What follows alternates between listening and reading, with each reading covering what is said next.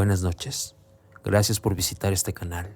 Espero que estés disfrutando de los videos y las historias de terror. Si es así, por favor comenta, suscríbete y dale like a este video.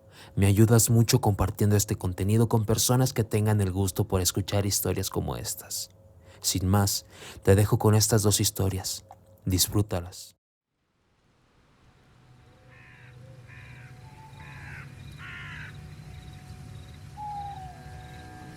Ya estaban hartos de la ciudad y del alto precio que se paga por vivir en ella.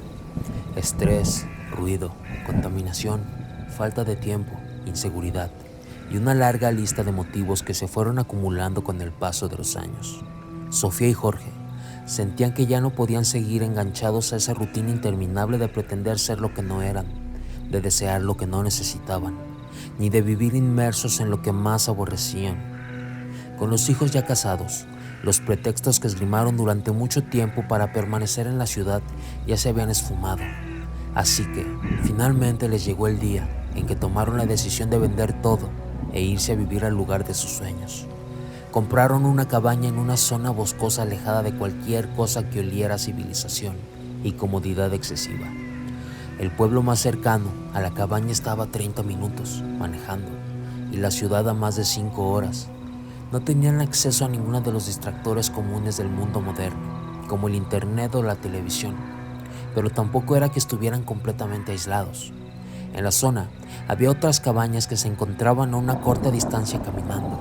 Varios vecinos eran viejos conocidos suyos e incluso con algunos mantenían buena amistad, pues Sofía y Jorge habían pasado varias temporadas de vacaciones con sus hijos en ese lugar, rentando una cabaña durante algunas semanas cada verano. Desde que se mudaron definitivamente, la convivencia regular con algunos de sus vecinos les daba un buen balance a sus vidas, aunque los lugareños tenían algunas costumbres e ideas bastante raras.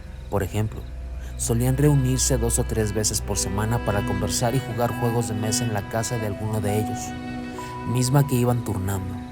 Estas reuniones siempre comenzaban al mediodía, comían juntos y pasaban una tarde muy agradable, pero invariablemente, sin importar que también se le estuvieran pasando, a las 5:30 de la tarde interrumpían todo, se despedían y se iban a sus respectivas cabañas. A partir de las 6 de la tarde nadie salía, pues una densa niebla lo cubría todo.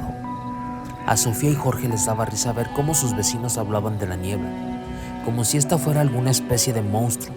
La veían como un ser vivo y con voluntad al que tenían que respetar con una alta dosis de temor. Por supuesto, la pareja jamás cuestionó abiertamente las creencias de aquella gente y siempre se amoldaron a los rituales del lugar respecto a la habitual niebla nocturna, aunque solo lo hacían por seguir la máxima regla: al lugar que fueres, haz lo que vieres. Además, como la niebla era verdaderamente densa, nunca tuvieron ninguna intención de aventurarse afuera de su casa, en condiciones casi nulas de visibilidad, pues se corría el riesgo de tropezar con algo y lastimarse, o peor aún, de pisar por accidente alguna culebra. Para dos personas como Sofía y Jorge, educadas y crecidas bajo el manto de certeza y control propio de la civilización, el mundo era un lugar sin misterios.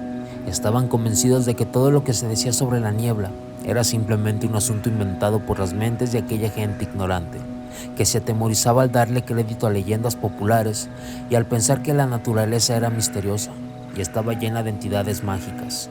En cambio, para Sofía y Jorge, la niebla no era más que un fenómeno climático, común en los lugares altos y húmedos, nada más. Los primeros meses transcurrieron tranquilamente, pero una noche de octubre, mientras Sofía se preparaba para ir a dormir y Jorge leía un libro en la sala, escucharon un golpe seco que provino de la cocina, como si algo pesado se hubiera caído. Él se levantó de inmediato y fue a averiguar qué había pasado, mas no encontró nada normal. ¿Qué pasó?, preguntó Sofía desde el baño. No lo sé, dijo Jorge rascándose la cabeza. Aquí todo está bien, debió ser algo que golpeó la pared de la cocina desde afuera. ¿Afuera?, dijo Sofía mientras salía del baño para ir a la cocina. Qué raro, ¿qué habrá sido? Ni idea, pero ahora mismo lo voy a averiguar, dijo Jorge ya con una lámpara en una mano y la escopeta en la otra. ¿Por qué no lo revisas mañana, ya que la niebla se haya disipado? Volteó Jorge a ver a su esposa con una amplia sonrisa burlona en la cara.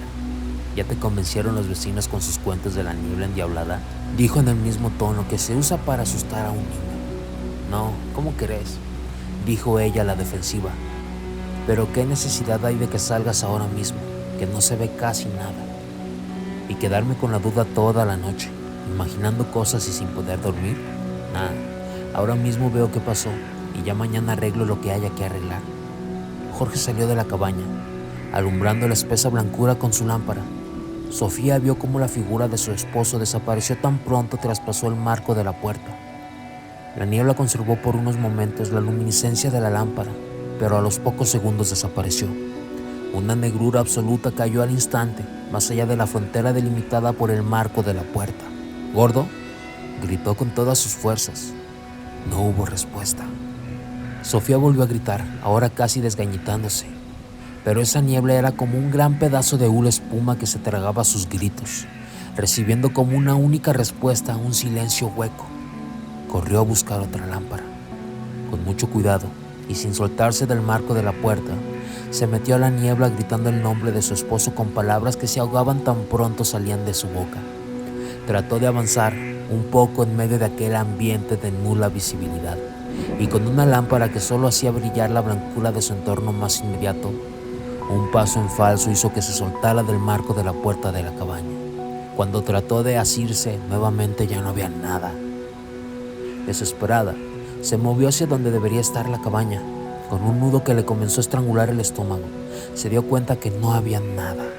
A pesar de que solo se había separado unos centímetros, por más que avanzaba de regreso no encontraba nada más que niebla. Se movió en distintas direcciones, pero jamás topó con nada. Un intenso pánico que le heló la sangre la invadió. Ya no pudo hacer nada más que llorar de desesperación, pensando que tendría que pasar toda la noche a la intemperie, dentro de esa maldita niebla, hasta que amaneciera y ésta se disipara. Pero Sofía estaba completamente equivocada. Para ella y su esposo no habrían más amaneceres, ya eran parte de la niebla.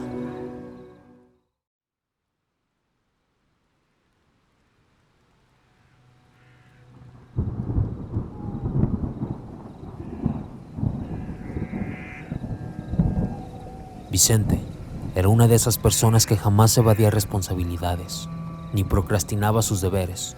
Por eso, resultaba inexplicable que hubieran pasado casi 2 años desde la muerte del abuelo, y él siguiera encontrando pretextos para no finiquitar la venta del rancho que habían recibido como herencia, él y sus 2 hermanas.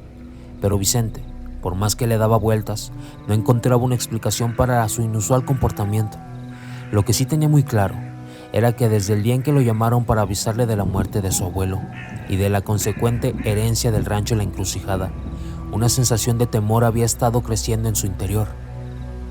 Del rancho no recordaba casi nada, a pesar de haber pasado todos los veranos de su infancia ahí, prácticamente desde su nacimiento hasta que cumplió 10 años. Cuando las habituales visitas veraniegas al abuelo cesaron, súbitamente tras la muerte de su padre, todo lo que recordaba de aquel lugar se limitaba a lo poco que había podido ver en un puñado de fotos Polaroid del último verano que pasó ahí con su familia. Fotos que eran atesoradas por la menor de sus hermanas, pero que a él le perturbaban al grado de provocarle ganas de vomitar. Fuera de eso, no había nada más en su memoria, como si jamás hubiera puesto un pie en La Encrucijada. Finalmente, llegó el día en que tuvo que sobreponerse a su resistencia interna. Habló por teléfono con el viejo encargado del rancho y le pidió que hiciera los arreglos necesarios para ir el siguiente fin de semana a finiquitar ese asunto de una vez por todas. Salió el viernes por la tarde, después de comer, y tras 3 horas y media de viaje, llegó a la estación de autobuses del pueblo cercano. Ya lo esperaba el encargado, un hombre viejo que escondía rasgos muy familiares para Vicente, detrás de sus profundas arrugas, y ahí lo llevó directo a La Encrucijada, en una pick-up destartalada. Un nudo en el estómago de Vicente comenzó a apretarse, mientras su respiración se hacía más superficial y agitada. Todo lo que veía tenía un aire conocido, lejano, pero muy familiar. El encargado, la camioneta, las calles del pueblo, los paisajes. Era como un déjà vu que se extendía insistentemente en el tiempo. El viejo trató de hacerle plática a Vicente, pero este se mantuvo en silencio, ignorando las palabras del encargado. Tan pronto entró la camioneta al camino de terracería que conducía al rancho, Vicente comenzó a reconocer algunos detalles que brotaban de su memoria. como lo hace el agua de una tubería repleta de burbujas de aire. «Llegamos, don Vicente», dijo el encargado mientras estacionaba frente a la casa principal, un viejo casco de hacienda de la época de la Revolución. No respondió, se quedó inmóvil, observando desde su asiento la deslucida casa principal. Vicente bajó lentamente, sin poder desprender la vista de aquella vieja construcción que no ocultaba huellas del descuido. Estaba sucia, con algunas ventanas quebradas y con un fuerte olor a abandono que emanaba el fresco interior. Mientras los 5 sentidos de Vicente hacían una inmersión en aquel lugar, él era atacado por una luz de sensaciones añejas que lo invadían desde un lugar de su memoria que hasta hacía poco había permanecido sellado. Sintió cómo el temor crecía sin control. «¿Por qué siento tanto miedo?», pensó en silencio. El encargado ya había sacado de la camioneta el maletín de Vicente y algo de comida para que tuviera que cenar. «Bueno, patrón», dijo en tono de despedida, «ya dejé sus cosas en el cuarto principal. Está limpio y todo funciona. Así que no va a tener ningún problema. Mañana temprano regreso con los licenciados para que se reúnan con usted. Que pase una buena noche. Muchas gracias», dijo saliendo por un momento de su anquilosamiento. «Hasta mañana». Vicente pasó las horas antes del oscurecer recorriendo ese lugar, que parecía incrementar la intensidad con que las sensaciones de familiaridad bullían desde su interior, pero los recuerdos aún se le negaban. La tensión emocional de todo el día lo había agotado físicamente, así que tan pronto comenzó a oscurecer, comió algo ligero y se fue a encerrar a su cuarto. Intentó leer un rato, pero el sueño le ganó la partida y en pocos minutos ya roncaba sentado sobre la cama y con el libro en sus manos. Cerca de la medianoche se despertó de un sobresalto por una pesadilla en la que era arrastrado por los pies mientras escuchaba unos golpes secos y voces de gente discutiendo en un idioma que no entendía, a la vez que veía a su papá desesperado por sujetarlo y así salvarlo. Incorporado en la cama, con la respiración entrecortada y un sudor frío recorriéndole la espalda, se dio cuenta de pronto de que los ruidos de su pesadilla seguían sonando, a pesar de haber interrumpido el mal sueño. Los golpes secos y las voces discutiendo sonaban cada vez más y más fuertes. Fue en ese momento que, como si se le hubiera destapado algo dentro de la cabeza, una luz de vívidos recuerdos lo inundó y entendió el porqué de sus temores. «Las pesadillas, es un recuerdo», dijo en voz alta. Agarró su arma, una linterna, y salió para enfrentar aquello que tanto lo perturbaba, aquello que ahora entendía. Le había arrebatado a su papá muchos años atrás. Los sonidos parecían venir del granero en ruinas, así que hacia allá se dirigió. Un fuerte destello luminoso encendió por unos momentos la densa negrura en la encrucijada, pero no hubo testigos de ese hecho que vivieran para contarlo. Al día siguiente, poco antes de las 10 de la mañana, llegó el encargado al rancho junto con los licenciados para tener la reunión. Vicente jamás se presentó a la cita. Por más que lo buscaran ese día y durante los siguientes 5 años, jamás apareció. Fue como si la tierra se lo hubiera tragado aquella misteriosa noche.